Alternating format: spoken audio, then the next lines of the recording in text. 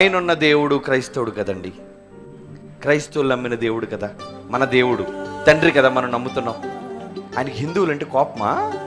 నిజంగా ఆయన ఏమనుకోవాలి? నేను క్రైస్తవుల దేవుడిని కదా, మరి ఈ హిందువులందరూ నా పిల్లలు నన్ను నమ్మటం లేదే, మరి ఏం చేయాలి? వాళ్ళు పంటలు పండకుండా, వారి పొలానికి వర్షం రాకుండా, వారి మీద ఎండ మండకుండా రోగాలిచ్చి చంపేస్తాను అనుకున్నాడు ఆయన? లేదు. నీకెలాగైతే నీ పొలం పండుతుందో వాళ్ళ పొలం కూడా పండుతుంది. ముందు మీ శత్రువులైన వాళ్ళందరినీ టార్గెట్ చేస్తారు. రే, నాకు శత్రువు ఎవడరా ఉన్నాడు నా ఊళ్ళో, ఇదిగో పలానా కుటుంబం ముందు వెళ్ళి చంపేస్తాను నేను. ఎందుకంటే దేవుడి మీద కేసే ఉండదు కదా, దేవుడిని అడిగేవాడు ఎవడు? అలాంటి కక్ష సాధింపు చర్యలు చేసేవాళ్ళం మనం. మరి దేవుడు ఏంటండి?